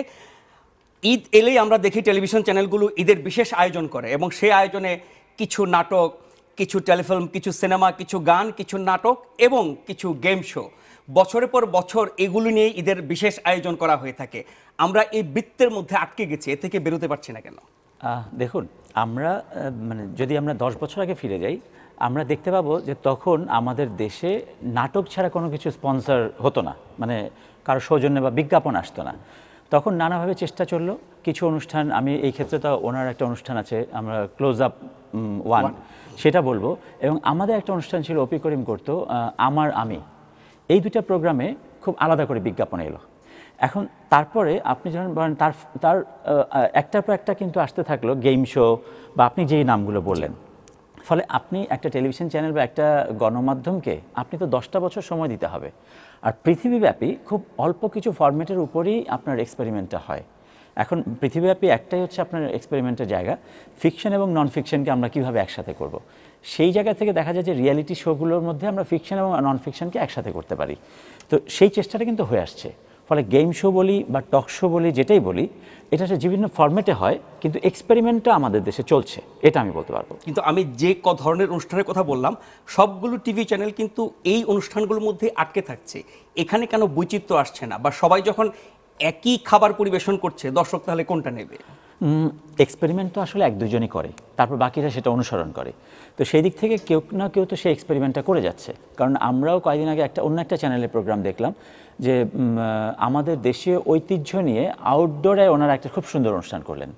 এখন পৃথিবীব্যাপী আমরা যদি যে কোনো কিছুই বলি, আপনি একটা না একটা মিলিয়ে ফেলতে পারবেন যে একটা ফরম্যাটের মধ্যে হচ্ছে। আমরা যদি দেশের আমাদের পাশের জনপ্রিয় চ্যানেলগুলো দেখি, তাহলে সেই জায়গায় আমরা দেখব যে একটা নির্দিষ্ট ফরম্যাটেই হচ্ছে, কিন্তু ফরম্যাটের চাইতেও কন্টেন্টটা ডিফারেন্ট। আমরা যদি বলি হ্যাঁ প্রতি বছরই আমাদের বই প্রকাশিত হয়, কিন্তু বইয়ের লেখাগুলো তো ডিফারেন্ট হয়। সেই জায়গা থেকে কিছুটা এক্সপেরিমেন্ট হচ্ছে। জি, তানভীর খান, আপনি বাংলাদেশের সবচেয়ে জনপ্রিয় রিয়েলিটি শো, গানের প্রতিযোগিতার অনুষ্ঠান বা মেধা খোঁজার অনুষ্ঠান ক্লোজ আপ 1 দিয়ে অনেক খ্যাতি অর্জন করেছেন। এরপরে অনেকগুলো এরকম অনুষ্ঠান হয়েছে বিভিন্ন টিভি চ্যানেলে, কিন্তু ক্লোজ আপ 1কে এখনও কেউ ছাড়িয়ে যেতে পারেনি বা এখানে কোনো ভিন্নতা কেউ আনতে পারেনি। এটার পেছনে কারণ কি? বা এই ঈদে আপনারা সহ অন্য টিভি চ্যানেলগুলো যে আয়োজনগুলো করছেন, যে প্রশ্ন শামীম সাহেবকে করেছিলাম, সেখানেও তো আমরা নতুনত্ব কিছু দেখছি না, কেন? আচ্ছা, এটার প্রথমটার উত্তর দিচ্ছি আমি, যে রিয়েলিটি শো করা বা যে কোনো ধরনের শো করার জন্য আমাদের এখনকার সবার ইন্টেনশন হয়ে গেছে আমরা অনেক বেশি বিদেশি চ্যানেলগুলোর প্রতি আমরা ভক্ত, ওটা দেখে আমরা অভ্যস্ত, তো ওদের প্রেজেন্টেশনটা নেওয়ার চেষ্টা করি, বাট কন্টেন্টটা কি হয়, ওরা কি কারণে ওই জিনিসটা করতে যায়, ওইটা চিন্তা করার চেষ্টা করি না। সো মূল বিষয়টাতেই আমরা অনেক পিছিয়ে আছি। আমাদের জায়গা থেকে দোষটা আমরা আমাদের ঘরে নিয়ে নিচ্ছি। আমরা আমাদের দর্শক কি চাচ্ছে, দর্শকদের চাহিদা কি, দর্শক কোনটা দেখতে ভালোবাসবে, কোনটার সময় টাইম স্পেন্ড করবে, এটার জন্য ওখানে হয়তো আমরা কিছুটা কম সময় দিচ্ছি। এটা যে পুরোপুরি আমাদের এক একটা বিভাগের উপর নির্ভরশীল সেটা আমি বলবো না, বিভিন্ন জায়গা থেকে। এটা আমাদের বিজ্ঞাপনদাতারা আছেন, আমাদের মার্কেটিং ডিপার্টমেন্ট আছে, ওভারঅল আমাদের টিভি ইন্ডাস্ট্রি এটার সাথে জড়িত আছে, কখনো ওঠে, কখনো পড়ে, কখনো বসে। সো সব কিছু মিলিয়ে দেখা যায় যে আমি যদি রিয়েলিটি শো করি, ফিকশন করি, নন ফিকশন করি, সেখানে যে শুধু এখন বলতে গেলে শুধু মেধাটাই নেই, বাকি সবই আছে। সো মেধা যেখানে থাকবে না, সেখানে আপনি কোনো কিছুতে আকৃষ্ট করতে পারবেন না মানুষকে। আর ঈদের যে অনুষ্ঠানটার কথা বলছেন যে সবাই একই রকম, স্বামী ভাইয়ের সাথে আমি একসাথে একমত একই জায়গায়, যে দুই একজন হয়তো এক্সপেরিমেন্ট করার চেষ্টা করে, কিন্তু এক্সপেরিমেন্টটাকে সাপোর্ট করতে হবে আপনাকে। যখন আপনি ডিফারেন্ট কিছু দিতে যাবেন এবং ডিফারেন্ট জিনিসই কিন্তু মানুষ দেখে, ওই সাপোর্ট কি ওনার এখন আর্থিক একটা না জনবল না মেধা, কোন দিক থেকে? প্রথমত হচ্ছে যে আপনাকে মানসিকভাবে সাপোর্ট দিতে হবে যে yes you can go ahead, এই জিনিসটা নিয়ে তুমি এগিয়ে যাও। এখন ওনার যে অয়ের গল্পটা চলে বাংলা ভিশনে, এখন এইটা যদি ওনার যারা ঊর্ধ্বতন কর্মকর্তা আছেন ওনার উপরে, তারা যদি বলতেন নো নো নো এটা চলবে না, এখানে সুন্দর সুন্দর মুখ লাগবে, অল সেলিব্রিটিস থাকতে হবে, গল্পের কোনো দরকার নেই, শুধু মানুষ দিয়ে আমরা ধরে রাখবো, তাহলে কিন্তু এই গল্পগুলো বের হয়ে আসতো না এবং মানুষ আকৃষ্ট হতো না। যেহেতু নতুন জিনিস, একটু যোগ করি ওনার সঙ্গে, সেটা হচ্ছে আমাদের দেশে একটা খুব বাজে প্র্যাকটিস দেখা যায়। যখনই কোনো কিছু সফল হয় তখনই দেখবেন যে ওইটাই একাধিকবার হতে অনুকরণ হতে থাকে। বাবা কেন চাকর, স্বামী কেন আসামি, শান্ত কেন মাস্তান, ওই কেন কিন্তু চললো। তারপর ধরেন কোনো একটা বইমেলাতে হয়তো হলো যে আমাদের এখানে ভূতের গল্প চলছে, সবাই ভূতের গল্প লেখা শুরু করলো। একটা হয়তো টিনেজ প্রেমের গল্প চলছে, সেটা লেখা শুরু করলো। এইটা তো আমাদের ধরন, কিন্তু এক্সপেরিমেন্টটা চলছে, সেই এক্সপেরিমেন্টের সঙ্গে বাকি যারা ফলো করছে সেটা দায় হয়তো আমাদের সবাইকে নিতে হচ্ছে। জি, আমরা এই পর্যায়ে প্রশ্ন নেব। কে প্রশ্ন করবেন অতিথিদেরকে? জি, আপনি। আমি মাহফুজুর রহমান, পেশায় পরিবেশবিদ। আমার প্রশ্ন হচ্ছে তানভীর ভাইয়ের কাছে, যে আপনি বললেন যে মেধার সংকট রয়েছে, তো আপনি একটি টেলিভিশন চ্যানেলের অনুষ্ঠানের প্রধান, আপনি আপনার জায়গা থেকে এই সংকট নিরসনের জন্য কি করছেন বা কি করা যেতে পারে বলে মনে করেন? আমি তো আসলে থ্যাংক ইউ আপনার কোয়েশ্চেনের জন্য, খুব ইম্পর্টেন্ট কোয়েশ্চেন। ইনফ্যাক্ট এইটা নিয়ে আমরা কিছুদিন আগে বসেছিলাম, আমরা কিছু টিভি চ্যানেলের হেডসরা, আমরা এটা আসলে রিয়েলাইজ করছি কীভাবে এতগুলো টিভি চ্যানেল এবং সেই তুলনায় আমাদের লোকবল বলি সেটা পর্যাপ্ত নয়, 1 নম্বর। 2 নম্বর, প্রশিক্ষিত নয়, কোনো আমাদের প্রপার ইনস্টিটিউট নেই যেখান থেকে আমরা স্কিলড লোকজন পাবো। তো হাতুড়ে ডক্টর দিয়ে আপনি অনেক বড় ইন্ডাস্ট্রি বেশিক্ষণ চালাতে পারবেন না, যে কোনো সময় এটা পড়ে যাবে, ভেঙে পড়ে যাবে। তো আমরা চেষ্টা করছি একটা নিয়মের মধ্যে আসার, একটা নিয়মের মধ্যে থাকার। হয়তো আমাদের খুব বড় কিছু দরকার নেই, অনেক কিছু দরকার নেই, বাট যতটুকু আমরা দিব ততটুকু যেন কোয়ালিটি সম্পূর্ণ হয় সেটা চেষ্টা করছি আমরা। দেখা যাক অচিরে আপনারা। আমি একটা সম্পূরক উত্তর দেই। ধরেন আমাদের এটার জন্য কিন্তু আমাদের দেশকে দায়ী করা যাবে না, কারণ হচ্ছে আমাদের দেশে হঠাৎ করে একই সঙ্গে 30টা চ্যানেল চলে এলো। এখন সেই জন্য একজন ক্রিয়েটিভ লোক তৈরি হতে কিন্তু সময় লাগে। আপনি দেখেন এখন আমাদের হাতে আমরা 10 জন ভালো ডিরেক্টরের নাম বলতে পারবো, 40 জন ভালো অভিনেতা অভিনেত্রী বলতে পারবো, 15 জন ভালো লেখকের নাম বলতে পারবো, যেটা এখন থেকে 10 বছর আগে ছিল না। ফলে একটু সময় দিলে সেটাও সেই ঘাটতিটাও পূর্ণ হয়ে যাবে। জি, আর কেউ প্রশ্ন করবেন? আমার প্রশ্ন হচ্ছে যে আমাদের দেশে টেলিভিশন বা প্রিন্ট মিডিয়া যথেষ্ট সমৃদ্ধ এসেছে, হ্যাঁ, কিন্তু সেই তুলনায় আমরা আমাদের কালচারকে কতটুকু সম্মান শ্রদ্ধা করতে পারতেছি বা লালন করতে পারতেছি? হ্যাঁ, এ পর্যায়ে টেলিভিশন মিডিয়াগুলোতে যে নাটক বা মুভিগুলো হয় বা যে প্রেক্ষাগৃহগুলো চলে, গ্রাম পর্যায়ে বা মফস্বল পর্যায়ে গ্রামের মানুষগুলা কিভাবে ঈদ আয়োজন করছে বা অনুষ্ঠান করছে, এই বিষয়গুলো নিয়ে কোনো টেলিভিশন মিডিয়াতেই আসলে কোনো অনুষ্ঠান সাধারণত হয়। ঈদের বিশেষ আয়োজনে গ্রাম থাকছে কিনা, গ্রামের মানুষ থাকছে কিনা, এই প্রসঙ্গ ধরে আমি একই সঙ্গে একটা বড় উত্তর দিতে চাই। এটা তো আসলে আমরা একটু হুমকির মুখে আছি, কারণ আমাদের এক রিলেটিভের বেবি সেদিন আমাকে বলছে মুঝে মত মারো মে গির যাউঙ্গি। এখন আপনি বলেন, এই যে মুঝে মত মারো মে গির যাউঙ্গি, এটা কিন্তু আমার লাইফে আমি এত বড় হিন্দি বাক্য বলি নাই। এখন এইটা তো আসলে হুমকির মুখে আমাদের এই কালচার, আমাদের জীবনযাপন প্রণালী। এখন সেই জায়গা থেকে আমাদের করণীয় কি? আমাদের প্রত্যেকটা চ্যানেল কিন্তু তার জায়গা থেকে তার দায়িত্বটা পালন করে। আপনি দেখেন পহেলা বৈশাখ এলে কোন কোন জায়গায় প্রস্তুতি চলছে আমরা সবচেয়ে বেশি দেখাই। আমাদের ঈদের সময় আমাদের পাঞ্জাবি পরে আমরা কোলাকুলি করছি, সেটা সবচেয়ে বেশি দেখাই। সেটা কিন্তু আছে। আবার পাশাপাশি আপনার কালচার কিন্তু ওপেন থাকে, আপনার নানাবিধ বিষয় সংমিশ্রণ হয়, সেইটা তো থাকবেই, এর দ্বারা পরিবর্তিত হবে। কিন্তু এখনও খুব হুমকির মুখে আমরা আসি নাই। সংস্কৃতিতে অনেক কিছু যুক্ত হবে এবং তাতে করে এটা সমৃদ্ধ হবে, স্বামী সাহেব যেটা বললেন, কিন্তু আমরা কি সেটা করছি নাকি অন্যের সংস্কৃতিকেই হুবহু অনুকরণ করতে যাচ্ছি? ওই যে আমি বললাম, আমরা ওদের প্রেজেন্টেশনটা নিচ্ছি, ওদের সংস্কৃতি আমরা নিচ্ছি না, আমরা ওটা ভুল করছি। যে আমাদের এখানে যা আছে ইটস গুড এনাফ, আমরা এখন ওটার ধারে কাছেও যেতে পারিনি। অনেক কিছু রয়ে গেছে অজানা অচেনা, এখন আমরা ওটা নিয়ে আসতে পারিনি। বাট প্রবলেমটা হচ্ছে যে ওই দেশের ওই চ্যানেলে এইভাবে গান গাওয়া হয়, এইভাবে বসা হয়, এই কাপড়টা পরা হয়, কথার মধ্যে কিছু বাংলা কিছু ইংলিশ বলা হয়। সেই জিনিসগুলোকে আমরা পিক করছি, সেগুলোকে আমরা ইম্পোজ করছি। এর মধ্যে কিন্তু আমাদের কালচারটাই আছে, সো আমাদের কালচার একটু ঢাকা পড়ে যাচ্ছে ওই প্রেজেন্টেশনে, আমাদের কালচারটা একটু ঢাকা পড়ে। আমরা কখনোই এটা মানতে রাজি না যে আমরা স্মার্ট প্রেজেন্টেশন দিলে আমরা বলবো না যে আমাদের কালচার আমরা হারিয়ে ফেলছি। আমাদের দেশে যথেষ্ট পরিমাণ ওয়ার্ল্ড ক্লাসের মেকার, ডিরেক্টর বলি, অ্যাক্টর, সিঙ্গার সব কিছু আছে, সবই আছে আমাদের এখানে। বাট প্রবলেম হচ্ছে আমাদের দর্শকদের কথা যদি আমরা চিন্তা করি, আমাদের নিজেদের কথা চিন্তা করি, আমরা অনেক বেশি অনুকরণ প্রিয় হয়ে যাচ্ছি আস্তে আস্তে।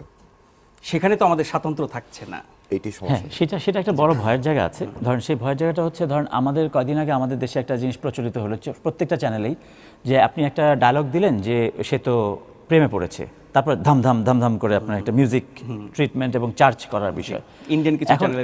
হ্যাঁ, এখন সেইটা যখন আমরা সবাই করতে শুরু করলাম, তখন কিন্তু জিনিসটা আমাদের জন্য খুবই হার্মফুল হলো।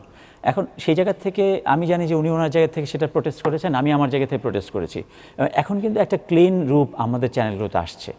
2-3টা চ্যানেল যা করে, বাকিরা কিন্তু সেটা অনুকরণ করে। সেই দিক থেকে আমার মনে হয় যে এই ক্রাইসিসটাও চলে যাবে, কিন্তু প্রপার লোকটার হাতে যেতে হবে। আপনি লক্ষ্য করলে দেখবেন যে আমাদের দেশের প্রত্যেকটা টেলিভিশন চ্যানেল আপনি যদি কাউন্ট করেন, বেশিরভাগ টেলিভিশন চ্যানেল পারমিশন পেয়েছে পলিটিক্যাল কারণে। এখন সেই পলিটিক্যাল কারণে বা ব্যবসার ব্যাকগ্রাউন্ড বা রাজনৈতিক ব্যাকগ্রাউন্ড দেখে আমরা যখন তাদেরকে পারমিশনটা নিয়ে দিচ্ছি, তখন কিন্তু প্রপার লোকটা প্রয়োজনীয় হয়ে উঠছে না। এখন একজন ব্যবসায়ী বা একজন রাজনীতিবিদ যখনই দেবে, আমি বলছি না সবগুলা, কিন্তু কিছু কিছু, সেখানে যখন উনি কোনো শিল্প মাধ্যমের ডিসিশন মেকার হন, তখন কিন্তু তাকে বুঝতে হবে যে আসলে আমার উপযুক্ত লোকটাই লাগবে, সেই জন্য একটু সময় দিতে হয়। কারণ এখন কিন্তু প্রত্যেকটা মালিকই বুঝতে পারছেন যে আসলে টেলিভিশন চ্যানেলটা ভালো ব্যবসা এবং উপযুক্ত লোকের হাতেই আমাকে দিতে হবে। এই সময়টুকু আসলে আমাদের দিতেই হবে। সময় কিন্তু কম যায়নি, যেটা তানভীর খানও বলছিলেন যে বছর 10 দিতে হবে। আমাদের কিন্তু বেসরকারি খাতে টেলিভিশন 14 বছর চলছে, সেই বিষয়ে আসবো। তার আগে ঈদের বিশেষ আয়োজন নিয়ে আমরা আনন্দ আলোর সম্পাদক জনাব রেজানুর রহমানের একটু বক্তব্য শুনে নিই। একটু পেছনের দিকে যেতে চাই।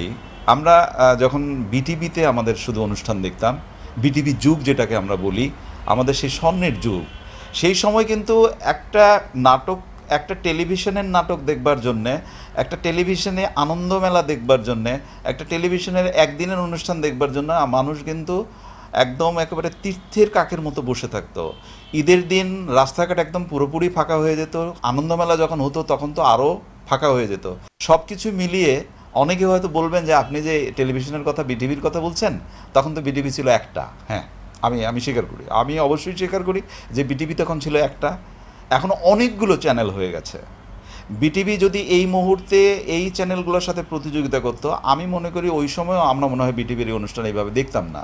কিন্তু প্রশ্নটা থেকেই যায়, আমি যখন বিশেষ বলবো, আমি যখন কাউকে দাওয়াত করি আমার বাড়িতে, আমি আসার জন্য বলি, তখন কিন্তু নানা ধরনের পদের রান্না করি, কি খাওয়াবো, রান্নাটা কেমন হবে, পোলাওটাতে কিশমিশ থাকবে কিনা, একটু অন্যরকমভাবে সাজানোর চেষ্টা করবো কিনা। কিন্তু আমি কিন্তু আমার মতো করেই বাড়িটিকে সাজাই, রান্নাঘরটাকে সাজাই, টেবিলটাকে সাজাই, মেহমান আসার জন্য আমি প্রস্তুতি নিয়ে বসে থাকি। আমরা কি ঠিক সেভাবে 7 দিন 5 দিন বা 10 দিনের অনুষ্ঠানগুলোকে সাজাই? মনে হয় না। এই যে এতগুলো কথা বললাম, দায়িত্বটা কার? কে দায়িত্ব নেবে? আমি একটি ভালো নাটক দেখতে চাই, সেই ভালো নাটকটি দেখবার জন্যে দায়িত্বটি কার? একজন নাট্যকার যিনি নাটক লেখেন, তার উচিত একটি ভালো নাটক লেখা। যিনি নির্মাণ করেন, তার উচিত এই ভালো নাটকটি কীভাবে নির্মাণ হবে সেটি আসলে নিজের মতো করে ভাবা এবং সেই আয়োজনটি করা। ঠিক সেইভাবে চ্যানেলগুলোরও উচিত যে আমি একটি ভালো নাটক বানাবার জন্যে কতটুকু টাকা খরচ করতে হবে, কতটুকু এগোতে হবে, কতটুকু কোন জায়গায় যেতে হবে। আপনি যদি সীমিত বাজেট দিয়ে বলেন যে আমি একটি সুন্দর তাজমহল বানাবো, তাহলে বোধ করি সম্ভব না। আবার আপনি তাজমহল বানানোর জন্য কোটি কোটি টাকা খরচ করবেন, সেটাও বোধ করি সম্ভব না। আমার মনে হয় বুকের ভেতরে যদি আমাদের দেশটা থাকে, দেশটাকে যদি উজ্জীবিত করার জন্য ইচ্ছে থাকে, তাহলে সীমিত বাজেট দিয়েও ভালো অনুষ্ঠান করা যায়, আবার অনেক বেশি টাকা দিয়েও ভালো অনুষ্ঠান করা যাবে না। সবচেয়ে বড় কথা হলো দেশ। আমি দেশের মানুষকে কী দিতে চাই, আমার প্রতিভাকে কীভাবে আমি বিকশিত করতে চাই, সেটাই হলো আসল কথা। এক্ষেত্রে সবচেয়ে বড় ব্যাপার, যারা আমরা নির্মাণ করি, যারা নির্মাতা, যারা আমরা এর সাথে জড়িত, তাদের সাথে চ্যানেল মালিক, তাদের সমন্বয়, টাকা যতটুকু লাগবে ততটুকুই খরচ হবে, কিন্তু আমরা যেন একটু ভালো নাটক, ভালো অনুষ্ঠান, ভালো সিনেমা, ভালো টেলিফিল্ম বানাতে পারি। এবং আমাদের যেন টার্গেট থাকে আমাদের দর্শক অবশ্যই আমাদের অনুষ্ঠান দেখবে, তাদেরকে যেন জোর করে আমরা না আনি। আমি যদি একটা বিষয়ে দর্শককে এই মুহূর্তে বলি, বাংলাদেশে অনেকগুলো টেলিভিশন চ্যানেলে সিরিয়াল চলছে। আপনারা কি বলতে পারবেন এই মুহূর্তে আপনার কোনো জনপ্রিয় সিরিয়ালের নাম? 5টা, 30টি চ্যানেলে 5টা সিরিয়ালের নাম বলতে পারবো না কেন? আমি নিজেও নাটক বানাই, দায় কিন্তু আমারও। এই দায়টা থেকে আমিও কিন্তু মুক্ত না। এই ঈদে আমাদের অনেকগুলো প্রশ্ন নিজেদের মধ্যে দেখা দিতে পারে। আসলে ঈদকে কেন্দ্র করে ভবিষ্যতের স্বপ্ন দেখি, ভবিষ্যতের জন্য এরকম প্রশ্ন নিয়ে আর কোনোদিন কথা বলতে না হয়। তানভীর খান, রেজানুর রহমানের কথায় অনেকগুলো বিষয় এসছে, একটা বিষয় আমি জানতে চাইব, আনন্দ মেলা, এটা আমাদের সবারই স্মৃতিতে আছে। সারা বছর বসে থাকতো মানুষ, অপেক্ষা করতো বিটিভির আনন্দ মেলা দেখার জন্য। এখন সেই মানের অনুষ্ঠান কেন হচ্ছে না, বা এখন বিটিভির আনন্দ মেলা কি সেভাবে দেখে মানুষ? একটা কথাকে আমি খুব আগে দিচ্ছি, একটু এমফাসিস দিতে চাই, সেটা হচ্ছে দেশপ্রেম। দেশপ্রেমটা আসলে আমাদের মধ্যে, আমরা হয়তো মুখে কিছু বলি, বাট ভিতর থেকে কতটুকু ফিল করে আমি জানি না। দেশপ্রেমটা মানুষের মধ্যে খুব থাকতে হবে, আমাদের সবার মধ্যে থাকতে হবে। তাহলে হবে কি, যে আমার নিজের জিনিসকে আমি আগে দেখব, আগে রাখবো, দেন আমি পরেরটাকে আমি বিচার সব কিছুর মধ্যে একটা, আমরা তো কম্পেয়ার করতে যাই।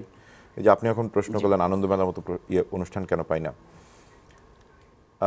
কিছুদিন আগে জাহাঙ্গীর ভাই একটা ইন্টারভিউতে বলছিলেন যে আগেকার সময় সাংবাদিকরা যেটা করতো, রিভিউ লিখতেন পেপারে, এখন লিখতে পারেন না। কেন? কারণ অনেক টিভি চ্যানেল, অনেক নাটক সময় পান না, দেখার সময় পায় না। এক্স্যাক্টলি। আনন্দ মেলাটা যখন হতো তখন মানুষ সবাই ওয়েটই করতো যে যারা পারফর্ম করবেন, যারা গ্রন্থনা করতেন, যারা পরিকল্পনা করতেন, ওটার সবাই ওই টাইমটার জন্য ওয়েট করতেন। এফোর্ট দেওয়াটা, যেটা যে একটা প্রোগ্রামে যেটা এত বড় প্ল্যানিং, এই এই এই এখন সবাই রোবোটিক হয়ে গেছে। টাইম কোথায় সবার, যে ঈদের 7 দিন আগে যেমন তাড়াহুড়া করে শামীম ভাইয়ের সাথে কথা বলছিলাম, যেমন শামীম ভাইদের একটা সিস্টেম আছে যে এই টাইমের মধ্যে তারা কোনটা ঈদের প্ল্যান করবে, আমাদের একটা টাইমিংয়ের মধ্যে। সো এই টাইমিংগুলো এত ফাস্ট চলে যায়, এবং এর মধ্যে কিন্তু ফোন করে, হ্যালো আপনি ফ্রি আছেন? হ্যাঁ চলে আসেন। সো আপনি ফ্রি আছেন চলে আসেন করলে তো আর, আমি ওনাদের কি পছন্দ, ওনাদের এখানে 10 জন আছেন, 12 জন আছেন, 12 জনের 12 রকম চয়েস থাকতে পারে। এখন ওইটাকে কিন্তু আমার মাথায় রাখতে হবে। আমি একটু আপনার সাথে যেটা আমি আলাপ করছিলাম, যে রাস্তায় যারা ভিক্ষা করেন তাদের একটা অ্যাসোসিয়েশন আছে, তাদেরকে ট্রেন করা হয় যে মানুষের মাইন্ড রিড করার জন্য, কার কাছে গিয়ে কীভাবে ভিক্ষা চাইলে সে ভিক্ষা দিবে। আমরা শিক্ষিত যারা এখানে কাজ করছি তারা এই রিড করতে পারছি না। মানে আমরা এটা টেলিভিশন অনুষ্ঠান পরিকল্পনার পেছনে ওই ধরনের কাজ হচ্ছে না। হ্যাঁ, ওখানে অনেক বেশি যান্ত্রিক অবস্থা হয়ে গেছে। না, তবে আসার জায়গা আছে, ডেফিনেটলি আসার জায়গা। আমরা স্কিলড অনেক লোক আছে। যেমন আমি কিছুদিন আগে এফডিসিতে গেছি, এফডিসিতে এখন ম্যাক্সিমাম টিভির কাজ চলে। টিভির প্রোগ্রামের মান নিয়ে আমার কোনো সন্দেহ নেই, ডেফিনেটলি অনেক ভালো মানের প্রোগ্রাম হচ্ছে। বাট আমাদের এখন যেটার দিকে একটু নজর দিতে হবে সেটা হচ্ছে কন্টেন্টের দিকে, এবং যারা আমাদের প্রযুক্তিগত মান বেড়েছে কিন্তু আধেও বা বিষয়বস্তুর মান বাড়েনি। সেটা তো আপনার কথা তো আছে। আপনি যেমন বললেন যে আনন্দ মেলা এখন দেখে কিনা, এখন কি আমরা আনন্দ মেলা দেখি?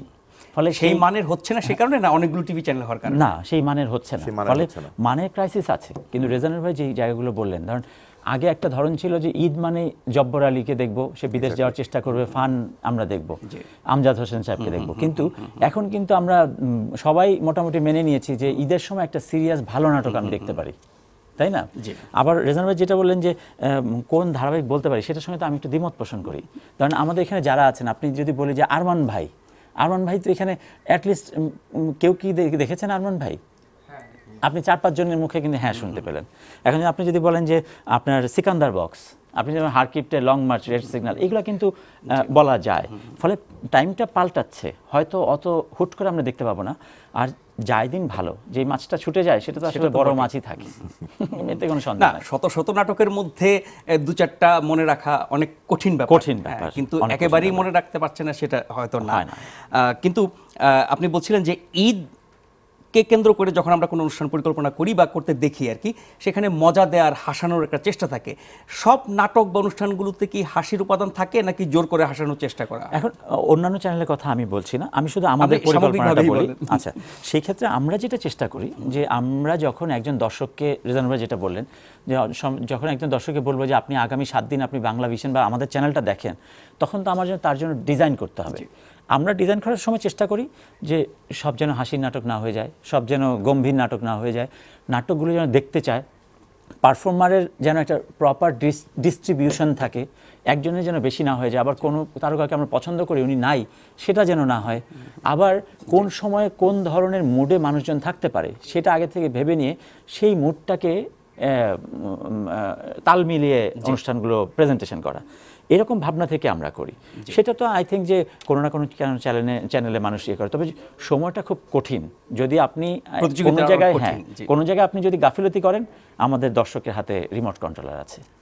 সেটা আমি একটু অ্যাড করতে চাই একটা ছোট জিনিস। আমাদের এখানে যেটা শামীম ভাই বলছেন, নাটক কিন্তু শুধু এখন যে হাসির নাটক হচ্ছে তা না, আমরাও ঈদ আয়োজনের কথা বলছি। ঈদের সময় আমরা আনন্দ দেওয়ার চেষ্টা করে না, সেটা একটা সময় ছিল, কিন্তু এখন ঈদের সময় যেমন রোমান্টিক নাটকের ডিমান্ড আছে, আমরা সেটা করার চেষ্টা করি। পাশাপাশি থ্রিলার নাটকও যাচ্ছে অনেক। সো সবকিছুই ভালো যাচ্ছে, এবং নাটক যে খুব খারাপ মানের তা বলবো না, মধ্যমানের তা অনেক ভালো মানের নাটক যাচ্ছে। অনেক বেশি নাটক হওয়ার কারণে হয়তো উঠে আসছে। অনেক ধন্যবাদ তানভীর খান, অনেক ধন্যবাদ শামীম শাহেদ। 3 গতে অংশ নিতে পারেন আপনিও, এই জন্য যোগাযোগ করতে পারেন 017-666-66-108 এই নম্বরে। আমাদেরকে ইমেল করতে পারেন পর্দায় দেখানো ঠিকানায়। এছাড়া ফেসবুকেও আমাদের পাবেন। 3 গ গণমানুষের অনুষ্ঠান, 3 গ গণতন্ত্র ও গণমাধ্যমে গণমানুষের অধিকার নিয়ে কথা বলার অনুষ্ঠান। 3 গ দেখুন প্রতি বৃহস্পতিবার রাত 11টায় এবং শুক্রবার সকাল 8টায়। জয় হোক গণমাধ্যম।